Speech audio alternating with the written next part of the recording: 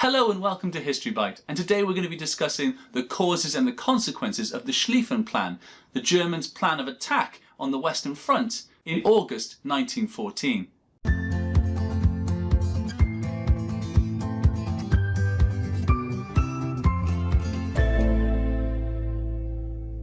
The emphasis for the Schlieffen Plan lay in the alliance system of Europe prior to World War I.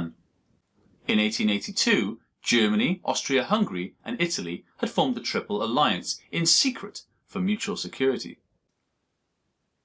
8 years later, in 1890, Germany failed to renew its reassurance treaty with Russia, which was an agreement not to go to war against each other. Russia began to look for security elsewhere. They began negotiations with France, and a Franco-Russian alliance was signed in 1894. Britain would later join them in the Entente Cordiale, the cordial agreement forming the Triple Entente in 1904. The German Kaiser Wilhelm II was naturally worried about the Entente because it meant that if a war ever broke out in Europe, he would be surrounded. To the west, he could be attacked by the French, and to the east, he could be attacked by the Russians. The Germans could be facing a two-front war, so a plan needed to be put in place, and the Kaiser had just the man to make one. In 1905, the chief of the German General Staff, effectively the person in charge of their military and planning, was Count Alfred von Schlieffen. He came up with an idea that Germany's best chance against these two countries would be to attack France first and attack Russia second.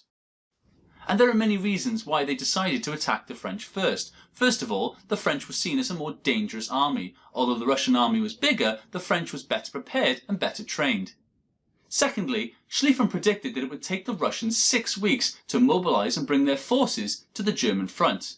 Therefore, the Germans would have time to defeat the French and then turn their entire forces around to fight Russia.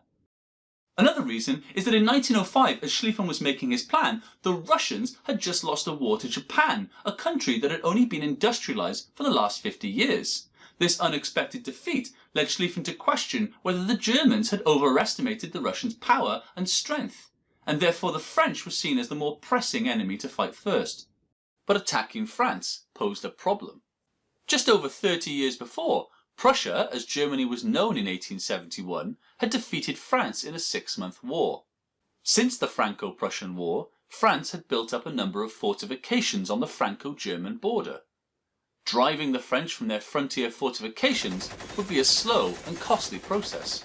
Schlieffen, therefore, had to find a quicker solution. First, a medium-sized army would be posted on the Franco-German border to create a diversion. A smaller but competent army would guard the Russian-German border. But the third part would be a huge, overwhelmingly powerful force stationed on the Belgian border. This was the big surprise. This force would move through Belgium, which Schlieffen believed would be easier to defeat. Once through Belgium, the forces would sweep around in a circular motion on their way to Paris. Schlieffen had made sure to plan that the right arm of the attack was strengthened in case the British had any ideas of entering the war. This force would sweep around Paris and surround it, and then circle to take the French forces by surprise. Such an action would flank the main French army and cause a shocking defeat. Once the French were defeated, the German army was then free to move its forces across to the other side of Germany to meet the Russians with a full force.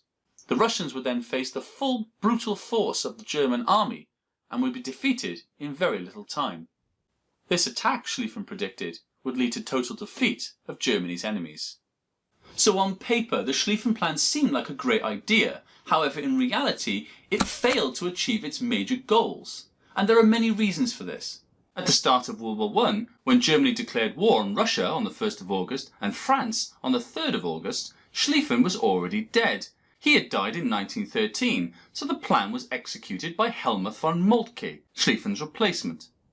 Moltke had made a few changes to the original plan, one of which was to redirect some of the forces from the strong right arm to defend the Franco-German border in case of a French counterattack. Also, Russia had mobilised quicker than expected.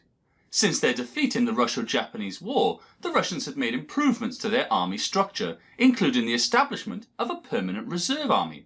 These reforms and the fact that Schlieffen's plan was now almost 10 years old led to the Russians being able to mobilise their forces much sooner than anticipated. Therefore, more men had to be redirected from the invasion force to guard the east from a Russian advance. The Germans also found problems when they were going through Belgium.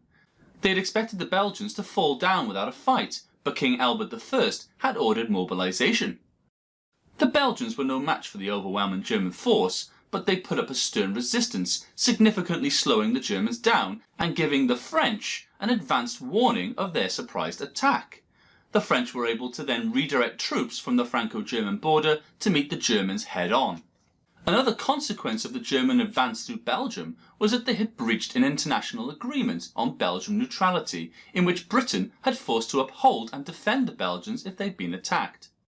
Therefore, the day after the German entry into Belgium, the British declared war on Germany, and it wasn't long before their troops were added to the resistance in Belgium. But the Germans were able to eventually beat the British and the Belgians back into France, and by the time the French reinforcements had arrived, the Germans had stopped only 20 miles from Paris at the Marne River. It is said that the Germans could see the Eiffel Tower from their positions. However, a tactical mistake had been made by the German commanders in the field.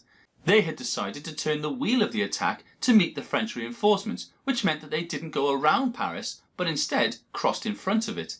In doing so, they had exposed themselves to being flanked by the British forces, and this halted their movement.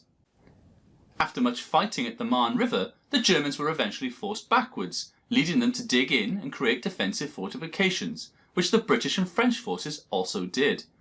This would begin a period of stagnation that would last for the next 4 years of the war.